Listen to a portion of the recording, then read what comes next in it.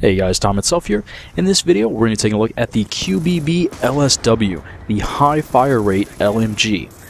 It's got a fire rate on par with things like the Vector, the MP7, and the Type 25. And it has a 3-hit kill up close to a modest distance, something none of those guns can claim.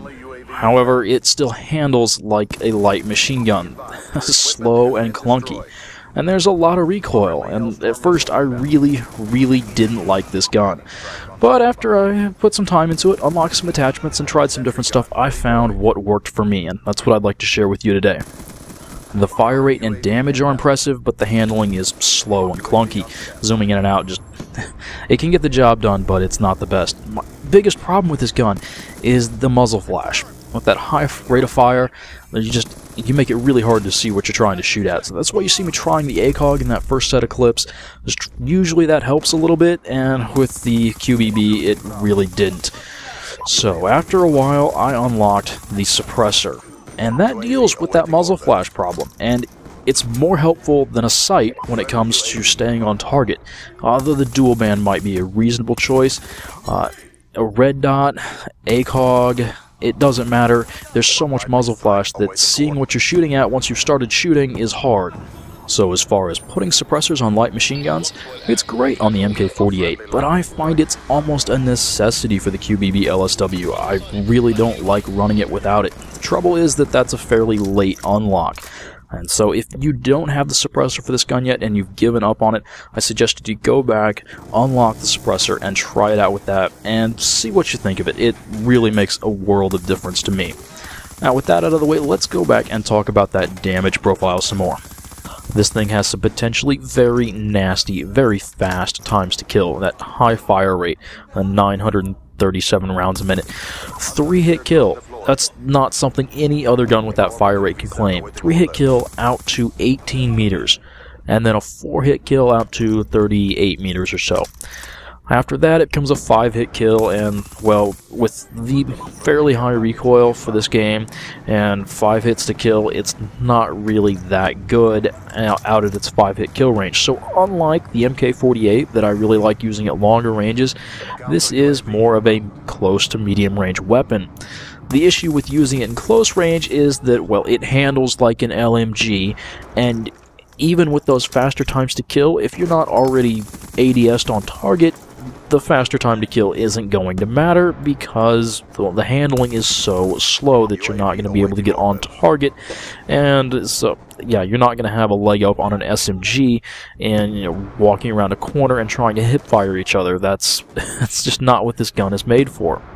And then, of course, there's the downside to the high fire rate, slightly less accurate, and, well, compared to the MK48, which is almost always a 3-hit kill, and this having 4- and 5-hit kill ranges, it's really easy to go through a lot of ammo really quickly. I picked up an extra 150 rounds, giving myself a total of 375 rounds with this gun when I started this clip, and I'm only going to pick up 17 gun kills.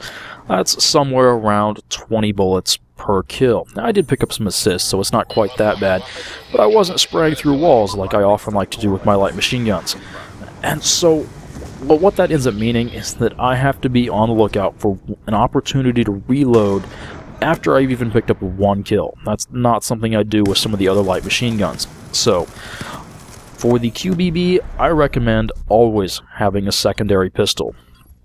Now, it doesn't have to be something goofy like Executioner's, but your pistol of choice is definitely a thing. So that reload, while it's not as bad as some of the other ones, it's too easy to get caught needing to reload the light machine gun. I cut out the end of the second half there after I ran the QBB out of ammo. I found a Type 25 on the ground, got a couple more kills, got a BSAT, and we're going to pick things back up in the second round here.